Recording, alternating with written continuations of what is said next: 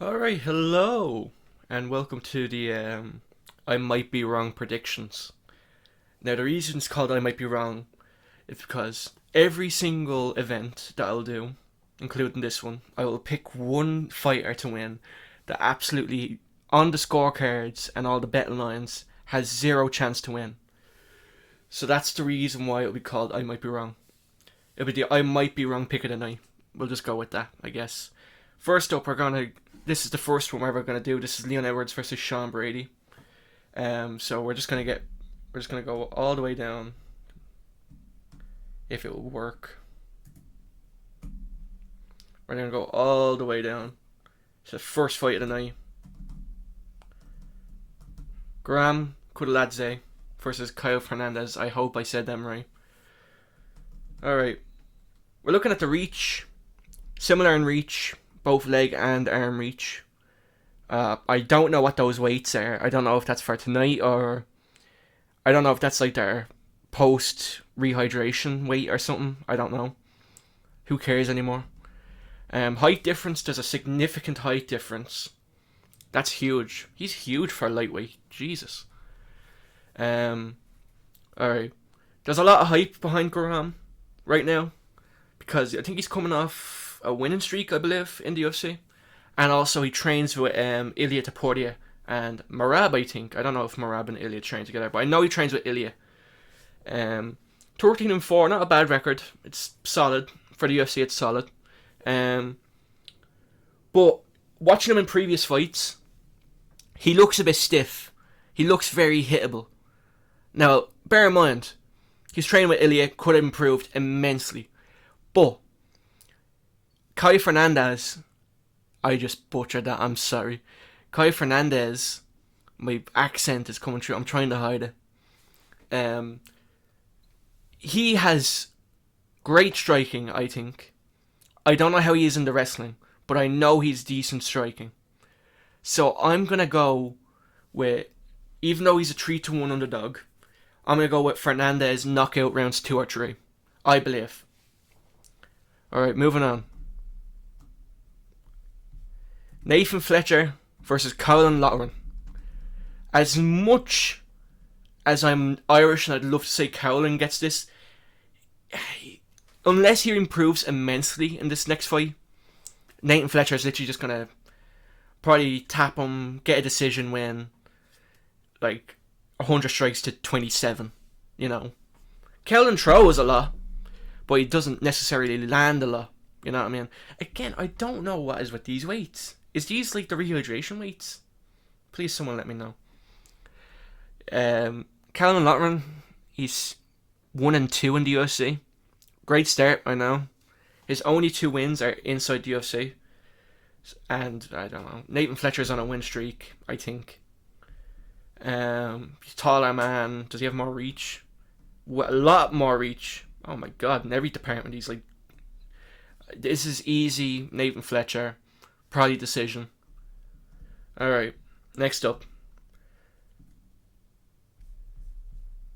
Can't believe I'm at doing that. It was going so well. Now it's bugging on me now. Forgive me. Pooja Tomar, the highlight of the night. Shauna Bannon, fellow Irish woman, versus Pooja Tomar, Indian fighter. That's a bad base for MMA, let me tell you. We saw it and Shun Jubilee. That was disgraceful. Again, those weights are weird. Look at the reach difference. Some long ass arms. God damn. Alright. This is obvious. Shauna Bannon. Probably by knockout. Alright. Christian Leroy Duncan versus Andrei Pulyev. Andrei Pulyev is a kickboxer. He's kind of shoved in the UFC. He's a very tall middleweight. God damn. To be honest, I don't see what's good about him. He's only had 1 fight in MMA, I believe. But, you know, he could improve. How old is he? It doesn't say. Just going off of, like, what I've seen, I'm going to go Christian Leroy Duncan, probably by first or second round knockout. Depends how good of a chin Puliev has. But I'm going with Leroy Duncan. And you have to bear in mind, he's going to be like one of the tallest middleweights. So God knows what that's going to do to his chin. Cutting down all that way. Moving on. Mick Parkin. Slick Mick. Versus Marcin Tybura. Whoever thinks Marcin Tybura is going to win this is a moron. He's 41 years old. Look at him. 41 years old. Mick Parkin's the heavier man, the taller man, longer reach, longer legs for Tybura, but we'll ignore that. 10-0. Tybura 26-9. That's a great record. Don't get me wrong, that's a great record. But I just don't see. Maybe Prime Tybura would have a better chance against Mick Parkin, but I even think Mick Parkin would win that. And this is a 41-year-old Tybura, and I know heavyweights age differently. I'm going to go Mick Parkin, first round knockout. This one's interesting. This is very, very interesting. Lona Kavanagh versus Felipe Dos Santos. Lona Kavanagh is this Irish-Chinese mix in England. Weird. I don't, just all you can say. Cool name. Very cool name. Felipe Dos Santos, though. That's also a cool name. Okay, I'm going to shut up about the names. Lona Kavanagh, before his, I don't know if it was a Contender Series fight or the one in China he fought at. I think it was the one in China where Figueiredo fought Petr Yan. He debuted and he got a decision win. And he didn't look that good. But I'm telling you, Lona Kavanagh is better than... Like, I think it was just the jitters of the night. Fighting in his... I think it was his mother's native hometown. I think that just got to him. So I think this fight he'll be well more prepared for a crowd. And be more willing to put more output out there. But here's the thing. I sound like Sean Strickland. Felipe Dos Santos, at this weight, is a monster. And like, I don't know if this is the rehydration weight. But if this really is, he's heavier, he's going to hit harder. I think, I don't know. So this is a really like a 50-50 fight. But if I had to lean towards someone, it'd probably be Lona Kavanagh. Probably round 2 or 3 knockout. I'm just going off the fact that Felipe Dos Santos was already lost. Won no contest, I don't know what that's over. Let's see the odds. God damn! Well, there might be live money on Dos Santos, but I'm going to keep my pick. Lona Kavanagh wins by 2nd or 3rd round knockout. Maybe first, if he has some cool wheel kicks. Don't quote me on that if he just gets knocked out. Next up, Jai Herbert versus Chris Padilla. I'm sorry. Lightweight, Jai Herbert is one of the tallest lightweights. Chris Padilla is an average-sized lightweight. Same weight if that's the rehydration weight. I still don't know what the deal with the weight is. Longer reach in every department for Jai Herbert. I mean, that's not surprising. Almost the same record. Jai Herbert has a little bit worse record, but I don't know.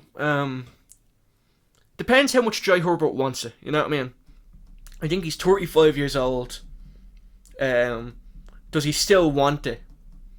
Because in his last few fights, it's win-loss, win-loss, win-loss, that sort of thing. And with Chris Padilla, he's on a win streak, I believe.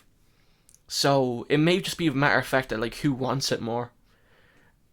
Just going by their performances against opponents, I'm going to go Jai Herbert. But Chris could easily out-wrestle Jai if he just, like I said, wants it more. I don't know if he's the younger man or not. I think he is.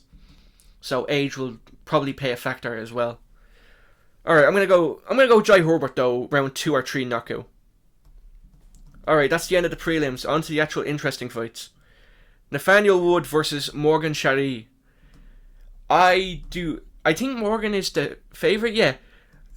Clueless of why that is. Nathaniel Wood is clearly better in my opinion.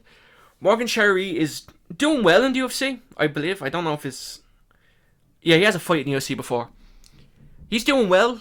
He's winning against some good opponents. But I think Nathaniel Wood is going to win this easily. I don't know.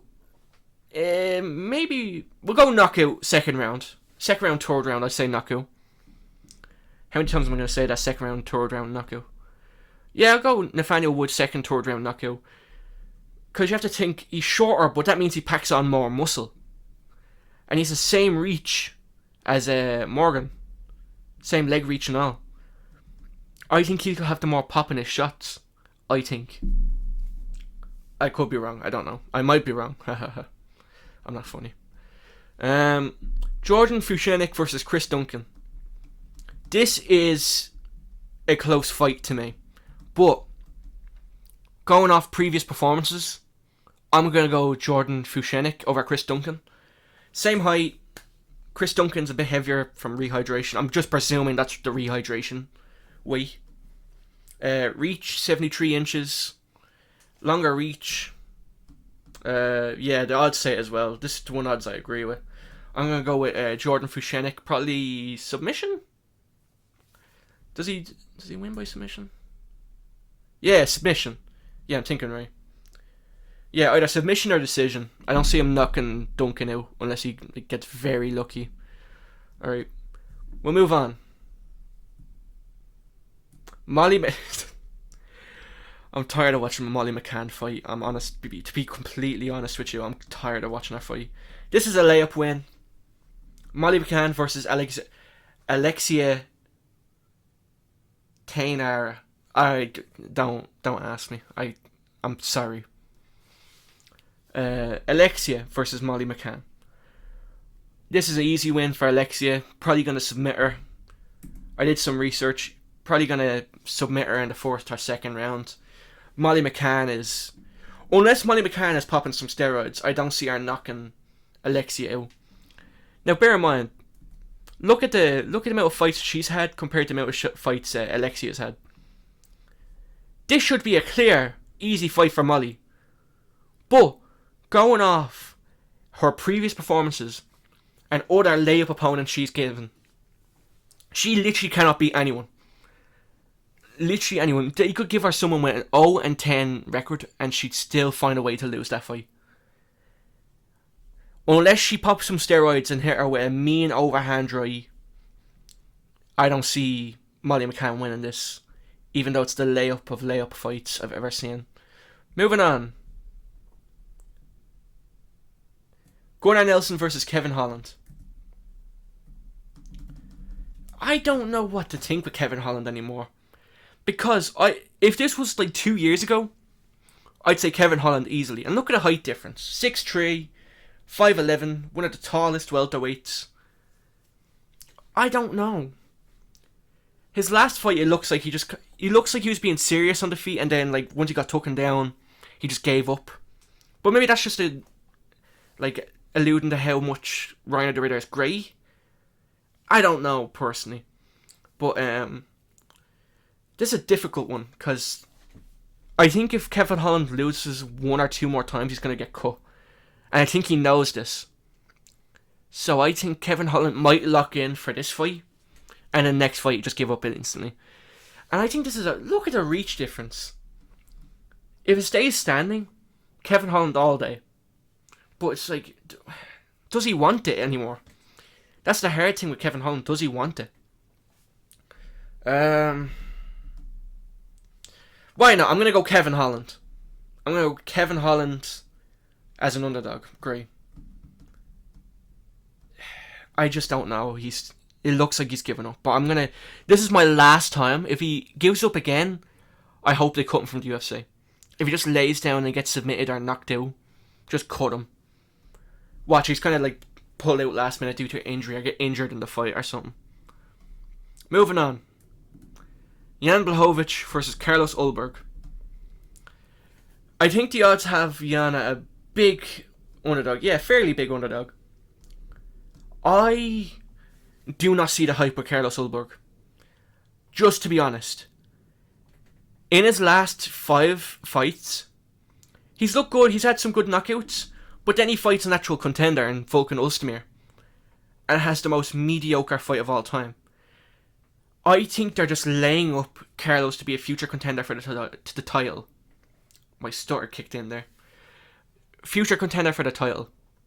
Because the division is running thin at the moment. There's no new prospects coming up besides like Navajo Sterling, but even then he looked mid in his last fight against Tuco Tokos, of all people. Like, if you're looking mid against him, I don't know what's up. Back to Carlos Ulberg. He had a very mediocre last fight.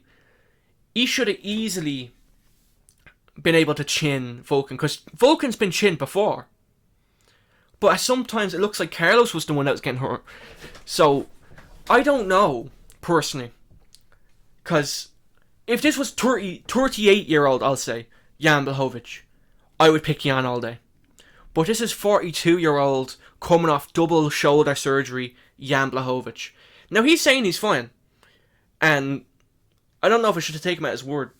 But I don't know if I can trust Jan Blachowicz after a double shoulder surgery and a 2-year layoff. And he's also 42 years old. I'm going to have to go Carlos Ulberg. Probably by knockout if he just finds some... I don't know if it's a 5-round fight or a 3-round fight. If it's a 3-round fight, it'll probably be like round 3. It's a 5-round fight, it'll probably be later rounds because he's probably going to try to conserve his energy. I would pick Jan if he was 2 years younger.